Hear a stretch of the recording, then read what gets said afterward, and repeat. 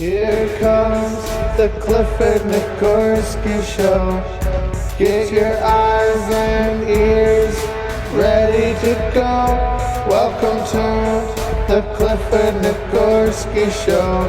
We're gonna have a damn good time. Welcome to the Clifford Nicgorski Show. Welcome to the hell of a time. Welcome to the Clifford Nicgorski Show. We're gonna have a hell of a time. Hello and welcome to the Clifford Nicgorski Show. I just thought I'd tell you about my night last night. It was kind of interesting. My buddy Craig, invited me to go to do an open mic with him last night. He was hosting. Shout out to Craig. He's an excellent host. And what happened last night was these clowns tried to prank us.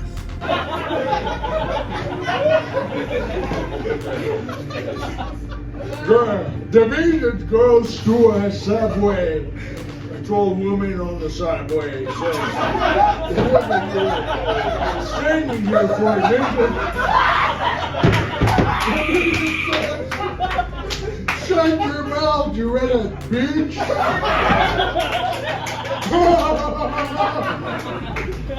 The woman says, actually, I'm brunette. The Venus responds, I should better from here.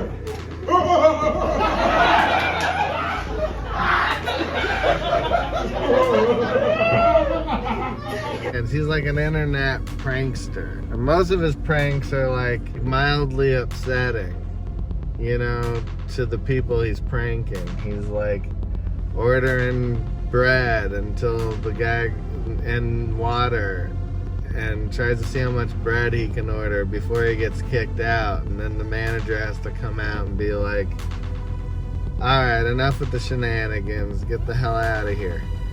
And then apparently that's really hilarious. He goes into like Indian food places, acting like he's some kind of a war vet, and he's saying he keeps saying that he's a proud pedophile and white supremacist, and he's just like harassing these poor people who are trying to make money at their restaurant. Did you ask before the show? By the way, Chester Mitchell, 20 years in the goddamn Navy. Proud pedophile, proud white supremacist. What do you say to goddamn proud pedophile? No. What do you say to... And he won't leave when they ask him to leave, and he's just really rude and obnoxious in their business that they work hard, for. Fuck you motherfucker. Get the fuck up. That's not how you talk to a goddamn Navy veteran. What do you mean? That's not how you talk to a goddamn Navy You think veteran. I'm scared of you? You think I'm scared of you? You better be. No. Goddamn terrorist. Get the fuck out. Get the fuck out before I call the cops. So this guy shows up last night at our open mic, and we see this huge crowd of like 30 people outside, like in the parking lot next to the Fourth Wall and No Hope parking lot. So they're at like the gas station, which you can clearly see from the front door of the Fourth Wall. So we already know something weird's going on. I mean, if you don't know what an open mic is like, it's basically 8 guys who are comedians sign up, and they have a time slot. Everyone gets 5 minutes. You pay $5 and you get to try out your material on a stage. Usually not a lot of people there. And so immediately it's obvious something bizarre is gonna happen. And it's obvious that they're gonna be filming something silly. And whatever. no harm in that. No harm in being silly and filming something at an open mic. You know, that's cool. These guys started streaming in a couple at a time, and they were acting like they didn't know each other. 30 people that we all just saw in plain sight hanging out together, and they were like yelling and hooting and hollering, shucking and jiving in the next parking lot, and they sound like, you know, a bunch of baboons over there. So they couldn't be drawing more attention to themselves. And then they all walk up to this club where all the comedians kind of know each other. It's obvious they'd never been to an open mic, or much less maybe anywhere in public before. It looked like an ensemble of like the comment section of any given YouTube video. A lot of like exactly what you would imagine a group of incels to look like, just like weird sexless nerds. And they couldn't be more thrilled to be out and a part of something. So for that, you know, I'm happy for them. In past videos I've said, even in my last one, we don't need these people out amongst us, regular people in public. Like, a lot of people want to like suppress this whole metaverse thing, and I'm going, no. Let those people get sucked in to the internet and let them just stay there. That's where they belong. They don't belong out here with us. So these guys come in, they all look very uncomfortable, and they're all doing this horrible acting type of thing, and they think we're buying it. It's very obvious there's some kind of prank coming. So they all stream in, and they take up all the seats. So whoever they're pranking isn't even in the room at this point. It's just everybody who's in on the prank only, and then the guy doing the prank. So essentially, no one is being pranked at this point. And the people that you're trying to prank already realize what's happening, but they gotta go on with it anyways and film it. So there's this big bald dude with drawings all over his head. He kind of looks like he's the first guy that fell asleep at the party, you know, and then all his buddies draw on his face and head. And he sits right up front. So the first guy comes in, he gets up, and they're all yawning and playing this whole shtick like they're not impressed, and this is you know, boo. They're kind of all heckling and saying things like, I hope someone good gets up tonight.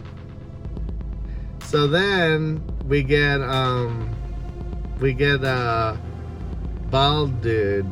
He gets up on stage, and these kids, all 30 of them, start screaming, laughing, doing all this fake laughter. So the whole thing was actually kind of surreal. If anything, I felt like I was on acid. It doesn't really work. Essentially, this could be happening anywhere.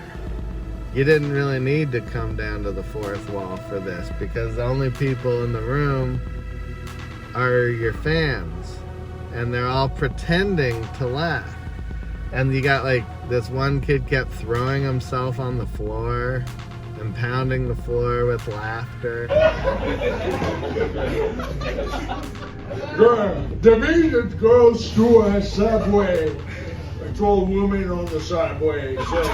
So that's what we were working with. Again, we all know what's happening. It's just great. And I think the thought was, let him do his 5 minutes and get his footage, and then we can get up and do what we came to do. But instead, this guy decides to run the light for an additional like 10 minutes. So now he's chewing up time from 2 other guys that honestly signed up to do their open mic. And then he lights a cigarette in the room. And I think one of the most offensive parts of the night was he has this like real nerdy kid like get up there. You could just see the sadness in the kid's eye and how like he was excited to be a part of something. So with that was actually kind of beautiful. But then he like was playing guitar, and it's obvious he doesn't actually play guitar. He like kind of can play a few chords, and at that point Craig is like, you know, we gotta ask you to get off. You know, you're going 10 minutes over. So he finally gets off the stage.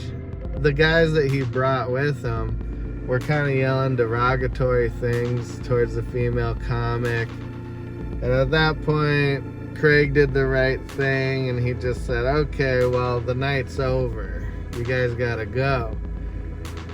And they like were shocked, like, because they still wanted to film and do their thing. He was like, hey, do you guys normally just shut things down and kick everyone out? Like, what gives? And it was like, well, you ruined the night. You know, we're not gonna just let you do anything you want in here. Throwing your bodies around the room, just have 30 guys who are all in on it, heckling, and the people who actually booked their time are being like horribly disrespected. And like, why would anyone go through it? Why would anyone allow this to continue? But they were confused. There was like this really old guy in the back. I don't know. In my head, I went, is this the guy who's doing the prank? Is this his dad or something? Because he was back there just kind of sneering and chuckling, and he joined in with the heckling too a little bit, and was saying little weird things like, what's the matter? You can't do this, and why you cannot let us do this? And then we're like, enough, please, you gotta leave. So they're not leaving, so we turned the music up, and everybody kind of got up, and then slowly they made their way out. And that little old man in the back, he kept looking back with like hatred in his eyes, like, why won't you let my son ruin your night? It was like the weirdest attitude I've ever seen. He was like just so pissed. He's like, please let us ruin your night. Anyways, they left, and then we got to do our time eventually, but it just seemed like what a waste of time. And there was nobody in the room to prank anymore. All you really did was make it so the host had to politely ask you to leave, to stop and get off stage because you went 3 times over your time limit. So who knows? In his videos, he's tipping people $100 and stuff for wasting their time at the restaurant with the bread prank and all that stuff. Hopefully he does the right thing and maybe like Venmos some money to the venue. I mean, you're smoking a cigarette in there, you're disrespecting all the comedians. He looks like a gym guy. I don't think he would appreciate it if 30 comedians showed up at his gym and were like throwing weights all over the place and smoking next to the treadmill and just being horribly rude and disrespectful. I mean, it seems like there's got to be a joke at some point. Didn't seem very funny. I guess I have to see how they edit it. Maybe they make it look like everyone's upset and distraught. I think the worst part was all the weird fake laughter and the little boys throwing themselves on the floor. And there was one kid who was like this real fat kid, and he had these glasses on. He kind of reminded me of like Piggy from Lord of the Flies, where he once was he was like, deep down there's got to be some redeeming quality about him, but he turned to the dark side. You know, he went in with the bad boys, and he's there, and he was getting more vulgar and mean than anybody. And he was the guy like laughing the weirdest and wildest. It was really like a sad moment watching his little face with those glasses just cackling. Standing here for a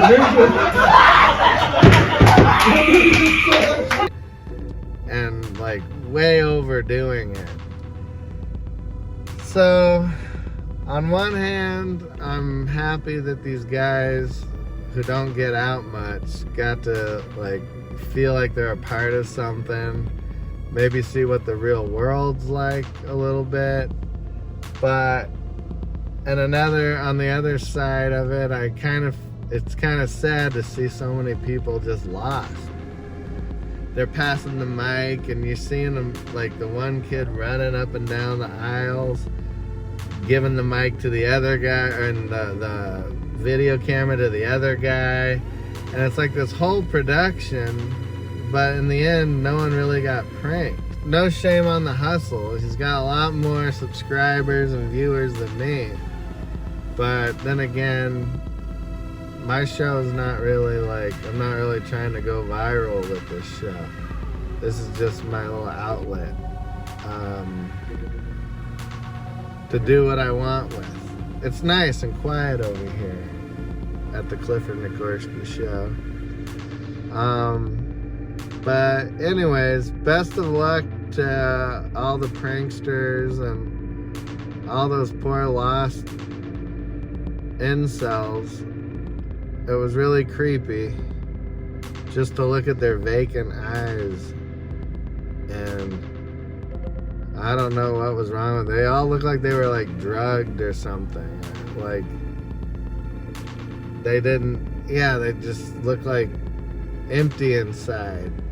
It was really weird to watch. If anything, they provided me, I've been sober for 6 months, and I've never felt like I was on drugs as much as I did last night. I was like, look at this weird room of young boys pretending that they're pranking people, but it's just them. And again, it could have really been anywhere. This seems like the kind of thing you need to go to a bigger venue. Like if you took that down to the Ha-Ha, you might have yourself, it might actually go as planned, but you can't take it to a small little teeny venue where there's only a couple people signed up for the mic and then fill it with your fans. That's not, at that point it's not a prank, and it's very obvious what's happening before they even come in, because you're watching them from across the parking lot get ready to come in, and then they all come in. Like, so I don't know, but Craig handled it really good. There's nothing else you could do. He was being polite, and he treated them with dignity and was like, hey, sorry man, show's over. But I'll be interested in seeing what they do with the footage. You know, I'm fascinated. You got me fascinated. So anyways, no shame in the hustle, buddy, if you're out there, but there's got to be a better way. I don't think it worked last night, at least. It just didn't. I don't think you got the desired effect. The prank didn't happen. So, anyways. And that's how it's done, baby. Here on the Clifford Nicgorski Show. Enjoy whatever time period you're about to experience next.